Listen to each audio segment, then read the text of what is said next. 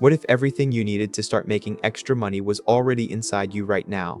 Not someday when you have more time, not later when you have more money, not eventually when you finally feel ready, right now. With the skills you already have, with the time you already have, with the resources sitting right in front of you that you have not yet thought to use. That is the central idea of the Side Hustle Bible. It is a collection of real, tested, proven side hustle strategies that ordinary people have used to generate real income outside of their regular jobs. Income that pays off debt. Income that builds savings. Income that eventually, for some people, replaces their main job entirely.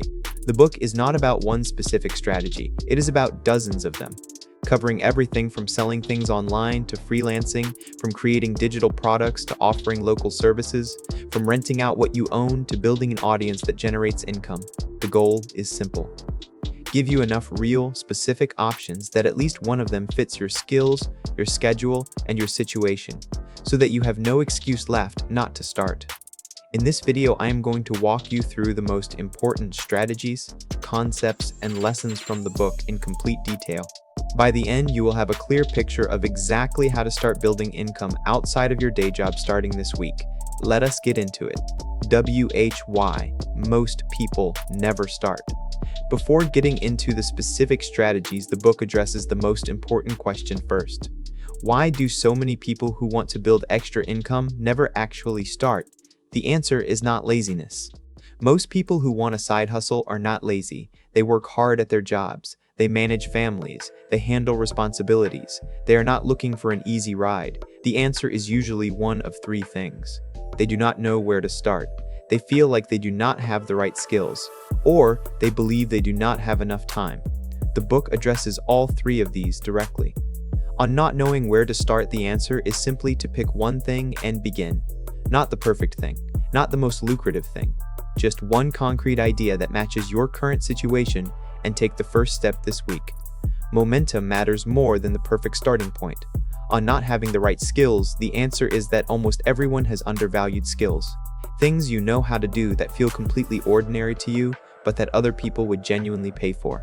Skills developed through your job, your hobbies, your education, or simply your life experience. The book is full of examples of ordinary skills that turned into meaningful income streams. On not having enough time, the honest answer is that most people have more time than they think. Not unlimited time, but enough time to start building something meaningful if that time is deliberately redirected from lower value activities. Even 5 to 10 hours per week is enough to start and grow a side hustle that produces real income. The book says the real enemy is not a lack of resources, it is the habit of waiting for conditions to be perfect before beginning. Conditions will never be perfect. The people who build side hustles are the ones who start imperfectly and improve as they go. Strategy 1. Shell what you know.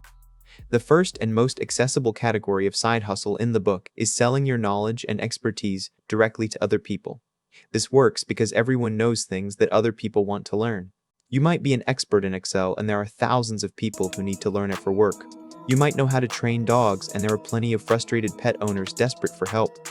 You might have spent years mastering a specific software, a craft, a language, or a professional skill, and someone out there is willing to pay to learn what you know. The book breaks this category into three main formats. The first format is one-on-one coaching or consulting. You offer your expertise directly to individuals or small businesses on a paid hourly or project basis. This has the lowest barrier to entry of any knowledge-based side hustle. You do not need a website or a big audience. You need to find one person who needs what you know and charge them for your time. The rate you can charge depends on the value you deliver. A business consultant helping a company solve a specific problem can charge hundreds of dollars per hour. A personal finance coach helping someone get out of debt can charge $50 to $100 per session. A photography tutor helping someone learn camera basics can charge $30 to $50 per hour. The specific rate matters less than the habit of starting and adjusting from there. The second format is group teaching. Workshops, webinars, or group coaching programs where you teach multiple people simultaneously. This is more scalable than one-on-one work because your time is spread across multiple paying participants. A 2-hour workshop for 20 people at $50 each generates $1,000 for the same 2 hours you might have spent working with a single client. The third format is online courses. You record your knowledge once and sell access to it repeatedly. This is the most time-intensive format upfront, but it has the most passive income potential of the three. A well-built online course on a specific practical topic can continue selling for years with minimal ongoing effort.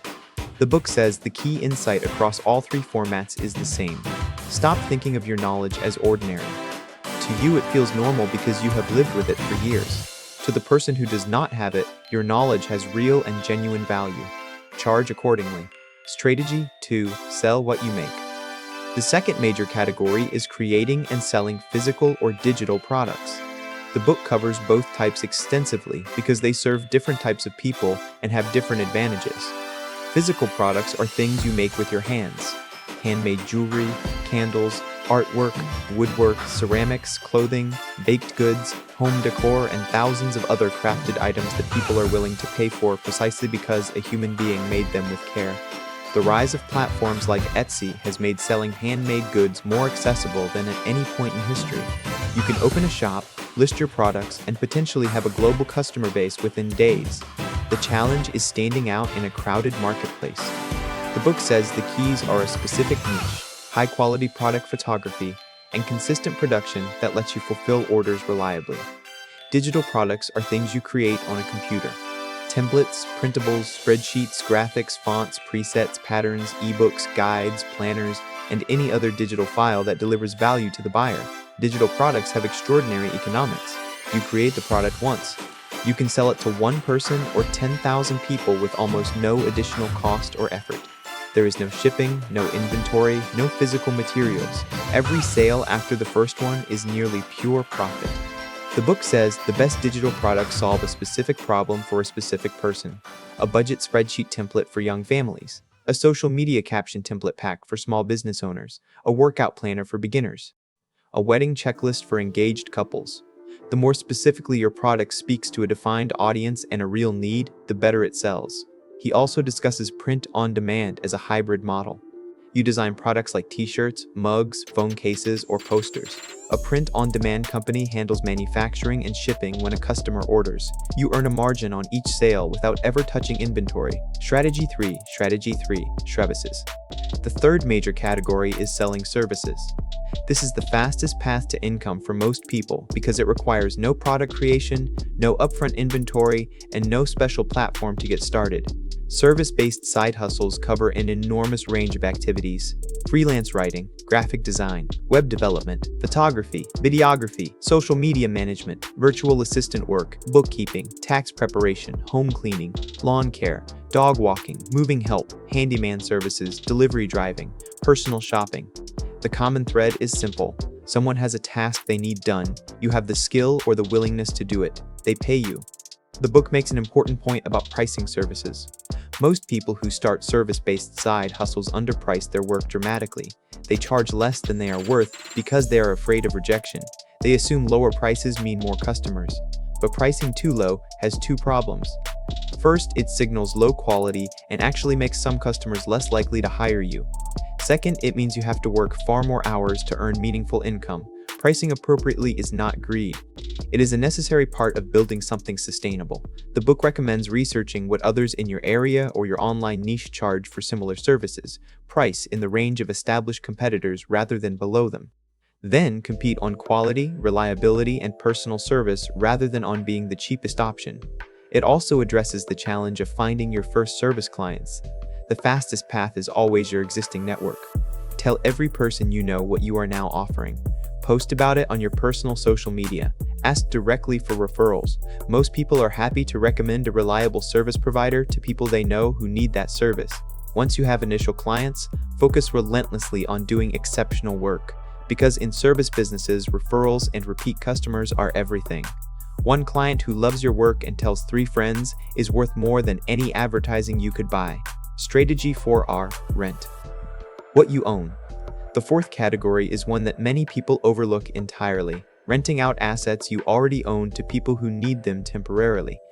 The most obvious example is renting out a spare room or your entire home through Airbnb or similar platforms when you are not using it. For people in cities or popular travel destinations, this can generate substantial income from an asset that would otherwise be sitting idle. But the book goes much further than just home rental. Your car can earn money through platforms that rent privately owned vehicles to people who need temporary transportation. Your parking space can be rented to someone who needs regular parking in your area. Your tools and equipment can be rented to people who need them for a single project but do not want to buy them. Even your skills and your time in specific contexts count as rentable assets. Renting out your yard for events. Renting out a room in your home as a studio space for photographers or musicians. Renting out storage space in your garage or basement to people who need extra storage. The underlying principle is this: most people own assets that sit unused for significant portions of the day, the week, or the year. Every hour those assets sit idle is an hour of potential income that is being wasted. Renting them out during idle periods turns existing assets into income streams without requiring you to acquire anything new. The book says to look around your life and ask honestly, what do I own that other people might pay to use temporarily? The answer is often more than you expect. Strategy 5. Build an audience. The fifth category is different in nature from the others. It takes longer to generate income, but it has the highest long-term income potential of any strategy in the book.